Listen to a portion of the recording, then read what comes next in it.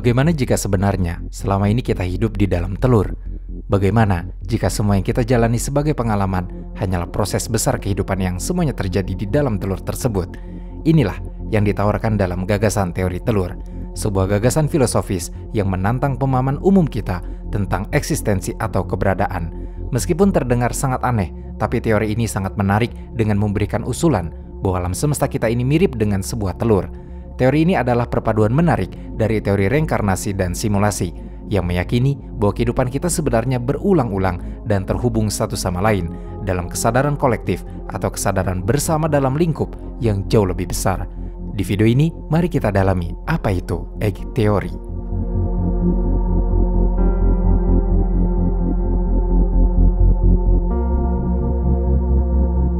Teori telur ini sebenarnya lahir dari sebuah cerita pendek yang ditulis pada tahun 2009 oleh novelis bernama Andy Weir. Novelis yang dikenal karena The Martian, karya lainnya yang pada tahun 2015 telah diadaptasi menjadi film Hollywood yang dibintangi oleh Matt Damon. Namun tampaknya cerpen The Egg-nya yang dia akui ditulis tidak sampai 1 jam telah membawa nama Andy terabadikan dalam sejarah sains teoritis dan filsafat. Ini tidak pernah diperkirakan Andy sebelumnya, bahwa cerita kecilnya mendapat antusiasme yang luar biasa setelah dia posting ke forum online. Walaupun sebenarnya tidak mengherankan jika The Egg miliknya bisa diterima di tengah dunia modern ketika makna kehidupan terasa semakin sulit untuk dipahami. Di dalam cerpen The Egg ini, Andy memperkenalkan karakter utamanya sebagai tokoh yang disebut Kamu, tokoh yang mengalami kecelakaan mobil dan tewas secara tragis, meninggalkan istri dan 2 anak dalam kehidupannya. Kemudian, tokoh Kamu bertemu dengan Tuhan yang disebut sebagai Saya dalam cerpen ini. Tuhan menjelaskan pada si tokoh utama bahwa dia sudah mati dan akan segera bereinkarnasi sebagai seseorang yang sangat berbeda, yaitu akan memulai kehidupannya kembali sebagai gadis muda Tiongkok di kehidupan hampir 1500 tahun yang lalu, alias dia akan terlempar ke masa lalu. Ini bukan reinkarnasi pertama yang dijalani tokoh Kamu, karena ternyata sebelumnya dia sudah dibawa kembali ke dunia berkali-kali, tetapi dengan tubuh yang berbeda-beda.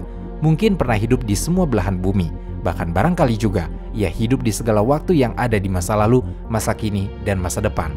Konsep waktu menjadi bias atau bisa juga tidak ada dalam proses ini.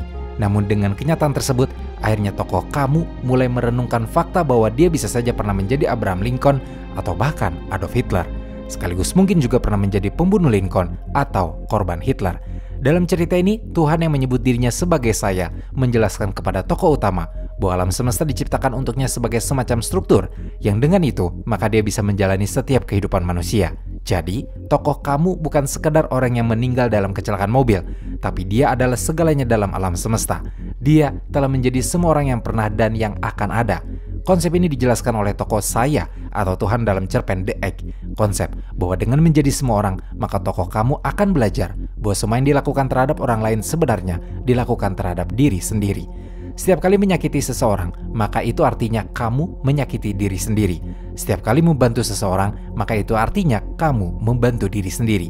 Setiap kali kamu bersikap baik atau jahat, senang atau sedih, egois atau tidak, sebenarnya kamu tetap sama seperti orang lainnya. Setiap pengalaman manusia yang pernah ada atau akan terjadi adalah pengalaman kamu juga.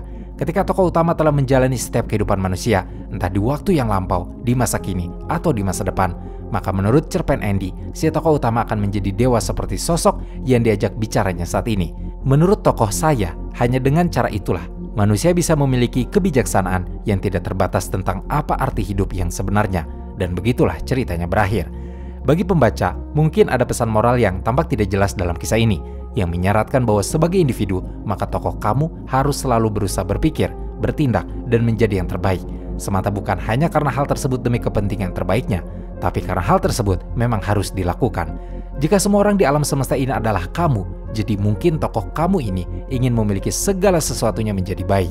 Namun memang ada keanehan dalam cerita ini, karena ada kesadaran bahwa semua orang jahat yang ada dalam kehidupan pada dasarnya menjadi tanggung jawab tokoh Kamu juga. Oleh karena itu, teori telur ini menjadi eksperimen pemikiran yang terbuka lebar dengan kesimpulan yang tidak ada habisnya yang dapat dicapai.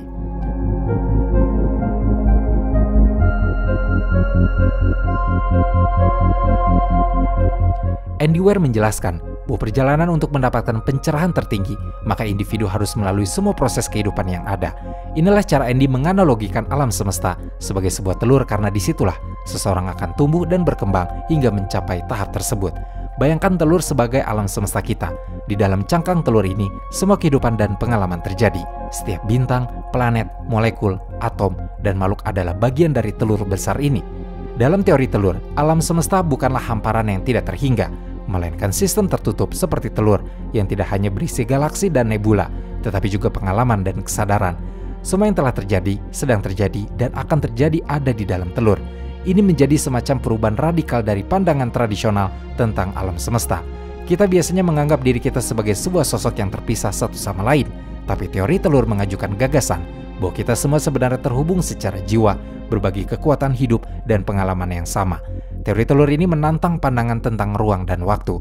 Jika semuanya terkandung di dalam telur, maka waktu dan ruang tidaklah linear atau mutlak, tapi relatif dan saling berhubungan. Jika dikaitkan dengan eternalisme atau filosofi waktu, terjelaskan bahwa aliran waktu tidak benar-benar ada. Alih-alih alam semesta, kehidupan ini dan segala hal lainnya bergerak sepanjang waktu dengan masa lalu, masa kini, dan masa depan yang beriringan, serta menjadi kesatuan yang tidak terpisah. Waktu lebih cocok digambarkan sebagai sebuah kotak untuk dibuka dan dilihat, dibandingkan jalan satu arah yang harus dilalui. Dalam cerita Andy, ini adalah salah satu petunjuk besar pertama bagi tokoh utama. Ketika tokoh utama akan bereinkarnasi di Tiongkok pada 1500 tahun yang lalu, dia tidak akan pernah melakukan perjalanan kembali ke masa lalu, tapi akan membuka buku waktu di halaman yang berbeda. Selain filosofi waktu, ada sebuah konsep yang cukup mempermudah untuk menjelaskan teori telur ini. Konsep tersebut adalah open individualisme.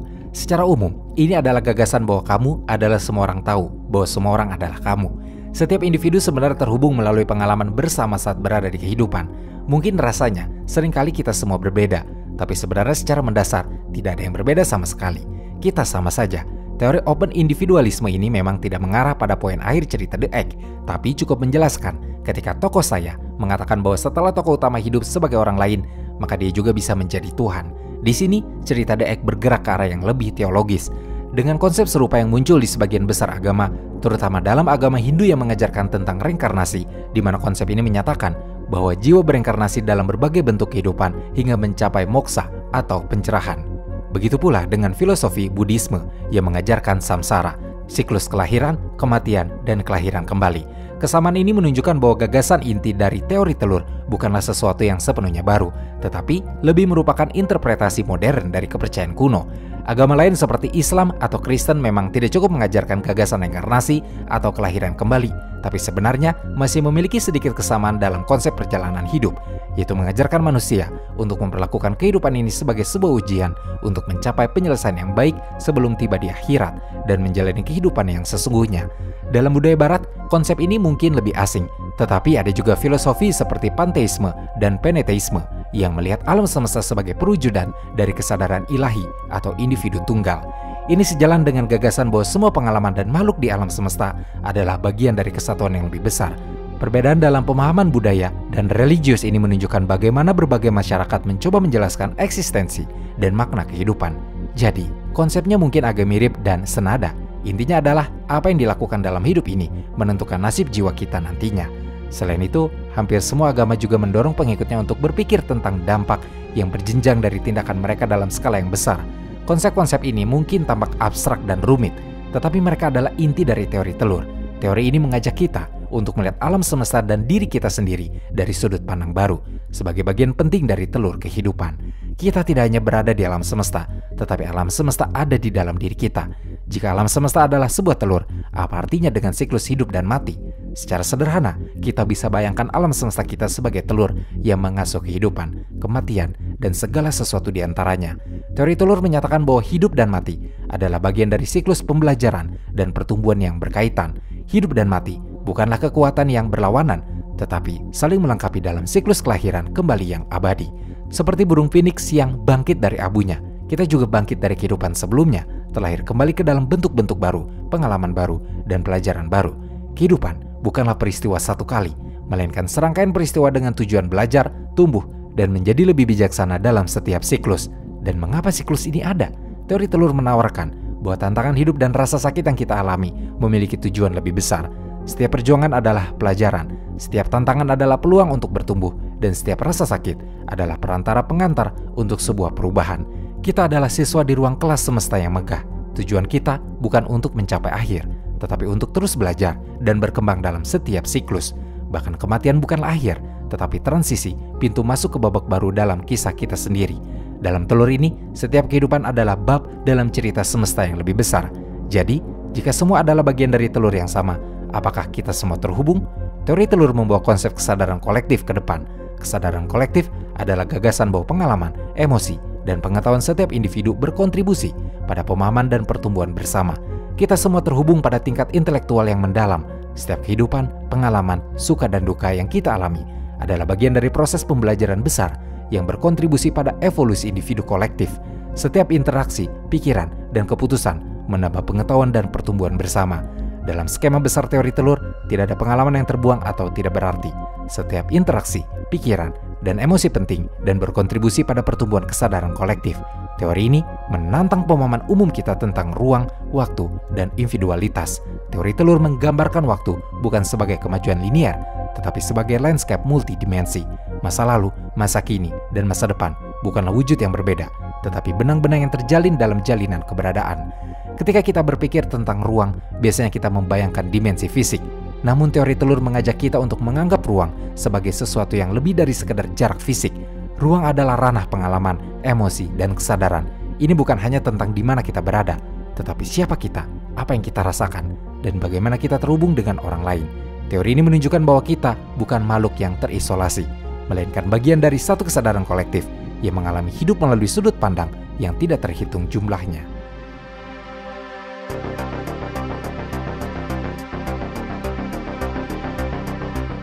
Teori telur dapat menginspirasi kita untuk menghargai kehidupan, menghargai setiap orang, dan setiap pengalaman sebagai bagian dari mozaik besar keberadaan kita. Teori ini juga mempengaruhi pandangan kita tentang alam semesta. Alam semesta bukanlah hamparan yang dingin dan acuh tak acuh, tetapi tempat lahirnya kesadaran, tempat berkembang biaknya jiwa-jiwa. Namun, teori telur juga mendapat kritik. Banyak kritikus mempertanyakan kemampuan teori telur untuk menjelaskan konsep kejahatan.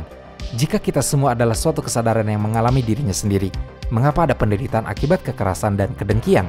Kritikus berpendapat bahwa teori telur gagal memberikan penjelasan yang memuaskan atas keberadaan aspek-aspek negatif manusia ini.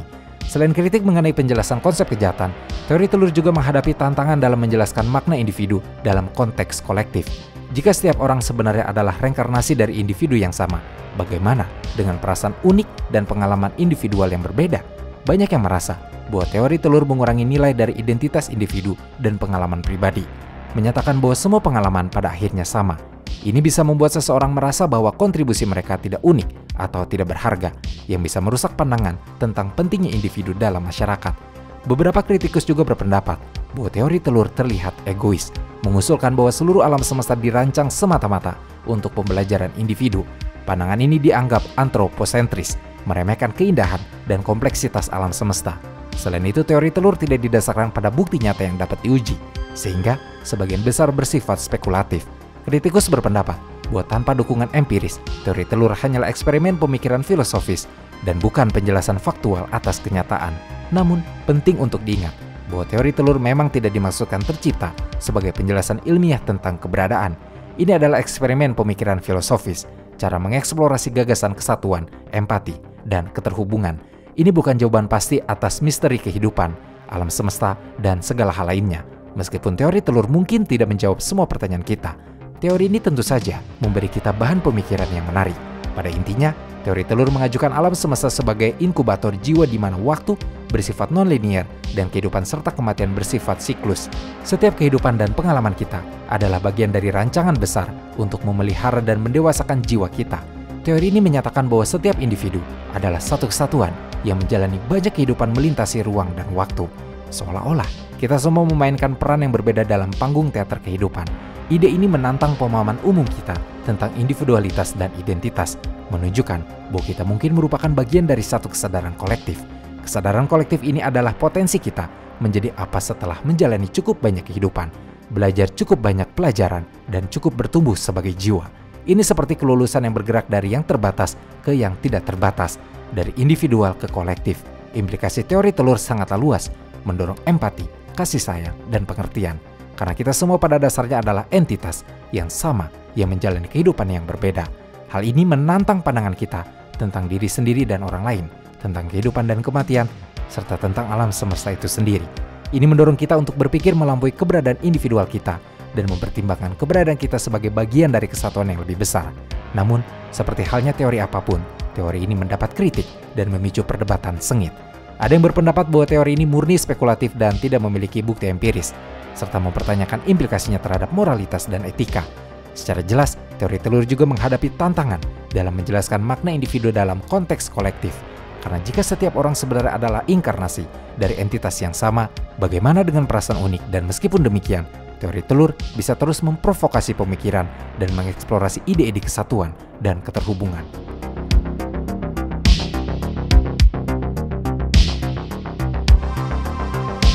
Meskipun banyak kritik, tapi teori telur dapat memberikan perspektif yang memberdayakan tentang kehidupan. Dengan melihat semua orang sebagai bagian dari diri sendiri, teori ini dapat mendorong empati dan kasih sayang yang lebih besar. Jika setiap tindakan terhadap orang lain sebenarnya adalah tindakan terhadap diri sendiri, maka hal ini dapat mendorong individu untuk lebih berhati-hati dalam berinteraksi dengan orang lain, menghindari kekerasan, dan memperlakukan orang lain dengan lebih baik. Selain itu, teori ini dapat memberikan rasa keterhubungan yang mendalam dan mengurangi perasaan keterasingan. Dalam dunia yang seringkali terasa terpecah-pecah dan individualistik, gagasan bahwa kita semua adalah bagian dari satu kesadaran bisa memberikan rasa persatuan dan tujuan bersama. Ini bisa menjadi landasan untuk membangun lingkungan yang lebih erat dan peduli satu sama lain. Teori telur juga membawa implikasi etis dan moral yang signifikan. Jika kita benar-benar percaya bahwa kita adalah bagian dari satu kesadaran yang lebih besar, maka ini bisa menjadi dasar yang kuat untuk prinsip-prinsip moral universal. Prinsip seperti jangan lakukan kepada orang lain apa yang kamu tidak ingin mereka lakukan kepadamu, menjadi lebih kuat jika dipahami bahwa setiap tindakan terhadap orang lain adalah tindakan terhadap diri sendiri. Ini bisa mengaruh pada etika global yang lebih kuat dan penerapan prinsip-prinsip kemanusiaan dalam skala yang lebih luas. Namun, ini juga menimbulkan pertanyaan tentang tanggung jawab kolektif. Jika semua orang adalah bagian dari satu kesadaran, maka siapa yang bertanggung jawab atas kejahatan dan kekejaman? Bagaimana kita bisa menegakkan keadilan jika semua orang pada dasarnya sama? Ini adalah tantangan yang perlu dihadapi jika kita ingin mengadopsi pandangan dunia berdasarkan teori telur. Dalam konteks modern, teori telur dapat dilihat sebagai refleksi dari pencarian manusia akan makna di tengah kemajuan teknologi dan ilmu pengetahuan. Dengan teknologi yang semakin maju, kita mulai mempertanyakan lebih dalam tentang realitas kita dan tempat kita di dalamnya. Konsep simulasi misalnya telah menjadi topik populer dalam diskusi teknologi dan filsafat, di mana beberapa ilmuwan dan filosof berpendapat bahwa kita mungkin hidup dalam simulasi yang diciptakan oleh sosok yang lebih tinggi. Teori telur menawarkan pandangan alternatif terhadap konsep ini dengan menambahkan elemen spiritual dan eksistensial yang lebih dalam. Ini bukan hanya tentang realitas fisik atau simulasi, tetapi juga tentang kesadaran, pengalaman, dan pembelajaran. Dalam dunia yang semakin dipenuhi oleh informasi dan teknologi, teori ini memberikan ruang untuk refleksi yang lebih mendalam tentang siapa kita dan Tuhan kita. Bagi banyak orang, teori telur bisa menjadi alat refleksi pribadi yang sangat kuat dengan mempertimbangkan gagasan bahwa semua pengalaman adalah bagian dari pembelajaran yang lebih besar. Individu dapat menemukan makna dalam tantangan dan kesulitan yang mereka hadapi. Ini bisa memberikan kekuatan dan keberanian untuk menghadapi situasi sulit dengan perspektif yang lebih luas dan bahkan mungkin lebih bijaksana. Selain itu, refleksi ini bisa membantu individu untuk lebih menghargai momen-momen kecil dalam hidup mereka, melihat setiap interaksi dan pengalaman sebagai bagian dari perjalanan yang lebih besar. Ini bisa meningkatkan kualitas hidup dan memberikan rasa tujuan yang lebih kuat dalam setiap tindakan yang dilakukan. Teori telur masih membuka banyak kemungkinan untuk pengembangan lebih lanjut, baik dalam bidang filosof maupun dalam konteks sains fiksi. Misalnya, bagaimana jika teori dieksplorasi lebih lanjut dalam konteks multiverse atau teori string? Apakah ada cara untuk menghubungkan gagasan ini dengan temuan ilmiah terbaru dalam fisika atau kosmologi? Ini bisa menjadi ladang penelitian dan eksplorasi yang menarik bagi penulis dan peneliti di masa depan. Selain itu, teori ini juga bisa dikembangkan dalam konteks pendidikan dan pengajaran. Dengan menggunakan teori telur sebagai alat bantu, pendidik dapat mendorong siswa untuk berpikir lebih mendalam tentang etika, moralitas, dan tanggung jawab kolektif. Ini bisa menjadi cara yang efektif untuk mengajarkan nilai-nilai kemanusiaan dan empati di era modern. Teori telur membuka pintu bagi kita untuk merefleksikan makna eksistensi dan hubungan kita dengan alam semesta dalam cara yang tidak konvensional atau tidak umum. Ini menantang kita untuk melihat di balik tirai realitas, merangkul gagasan bahwa setiap kehidupan dan setiap jiwa adalah bagian dari kesatuan yang lebih besar, terhubung melalui pengalaman kolektif yang terus berkembang. Dengan menerima kemungkinan bahwa kita semua adalah bagian dari satu kesadaran yang lebih besar, kita diajak untuk mempertimbangkan kembali tindakan kita terhadap sesama, memahami bahwa setiap kebaikan atau kejahatan yang kita lakukan pada orang lain pada dasarnya kita lakukan pada diri sendiri. Di dunia yang sering terpecah dan terasing, teori telur bisa menjadi panggilan untuk kebijaksanaan, kasih sayang, dan kesadaran kolektif yang lebih dalam. Bagaimana jika dalam setiap tindakan kecil, kita mulai melihat diri kita sebagai bagian dari kehidupan yang lebih besar? Bagaimana jika kita mulai memahami bahwa dengan menyakiti orang lain, kita sebenarnya menyakiti diri kita sendiri? Dan yang lebih penting, bagaimana jika kita mulai bertindak dengan pemahaman ini, menciptakan dunia yang lebih baik melalui empati dan kesadaran akan keterhubungan kita? Meskipun teori ini kontroversial dan penuh dengan spekulasi, potensi filosofis dan moralnya memberikan kita alat yang berharga untuk merenungkan posisi kita dalam alam semesta. Sebagai eksperimen pemikiran, teori telur mengajak kita untuk melampaui batasan-batasan individualitas dan ego, dan melihat diri kita sebagai bagian dari sosok yang lebih besar, yang terus berkembang melalui siklus kehidupan yang tak berujung. Apakah kita siap untuk memecahkan cangkang telur eksistensi dan melihat dunia dari perspektif yang lebih luas dan lebih dalam? Mungkin saatnya kita semua mulai merangkul potensi tak terbatas dari kesadaran kolektif ini dan membangun dunia yang lebih bijaksana, penuh kasih, dan terhubung satu sama lain. Mungkin di dalam telur besar kehidupan ini, kita sedang menuju kebijaksanaan yang sejati, di mana setiap tindakan kecil membawa kita lebih dekat pada pemahaman yang mendalam tentang makna kehidupan dan keberadaan kita di alam semesta.